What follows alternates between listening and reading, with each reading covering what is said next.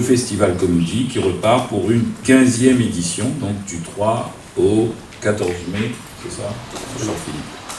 Le Comédie, au-delà d'un festival de théâtre, mais c'est un festival de théâtre d'abord, mais au-delà de cela, est aussi un outil de proximité qui permet à tout à chacun de découvrir l'univers de l'art scénique.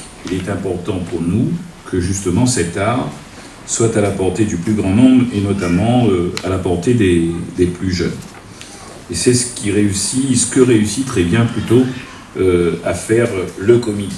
C'est même ce qui en fait, je dirais, son identité, une identité que nous voulons et nous devons préserver, et une identité qui en fait sa force et sa singularité, pardon.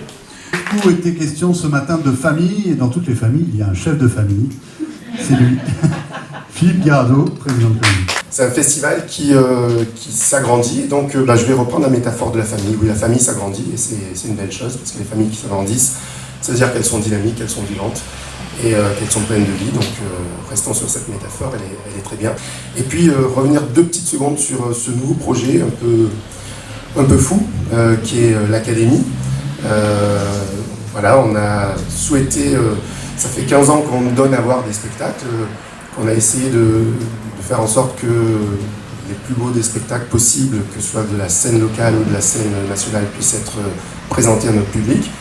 Et on s'est mis en tête aussi d'aider aussi à la formation, de permettre à la fois d'abord aux enfants, on l'a dit, avec un groupe. On va nommer les groupes parce qu'on les a nommés. Il y a 3 groupes dans cette académie. Un premier groupe, le plus jeune, c'est le groupe CAPOC, qui est le groupe des élèves qui vont bénéficier d'heures d'ateliers, d'activités artistiques dans les écoles. Le groupe numéro 2, qu'on a appelé le groupe Gradient, ce sont des amateurs qui vont aussi pouvoir pratiquer le théâtre. Et puis je vais déjà commencer à passer la parole à quelqu'un qui est dans la salle, donc Florian Jousse, qui a été et qui est toujours notre formidable Dan Laure, puisque c'est le rôle phare du spectacle Dan Laure dont Nathalie vous a parlé, et qui est également, donc avec Éric Bouvron, co-directeur artistique de cette académie, qui s'occupe plus précisément du groupe 1, qu'on appelle le groupe Zarlor.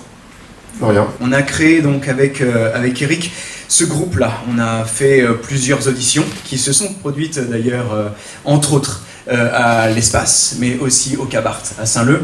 Et on a tenu ça pendant presque 3 semaines. On a reçu pas mal de gens.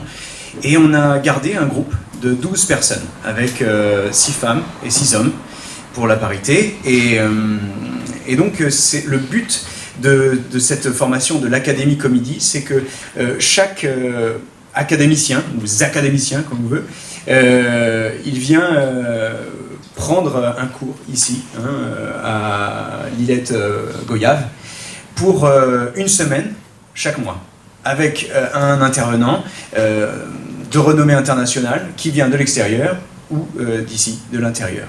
Et on peut saluer tout simplement que l'avant-dernier intervenant a eu un Molière il y a 2 jours, Camélisquer. Et voilà, il était là pour faire travailler autour de l'improvisation et du théâtre classique. Et voilà que 1 mois ou 2 mois plus tard, il se retrouve sur la scène d'un des plus grands théâtres parisiens pour recevoir son Molière.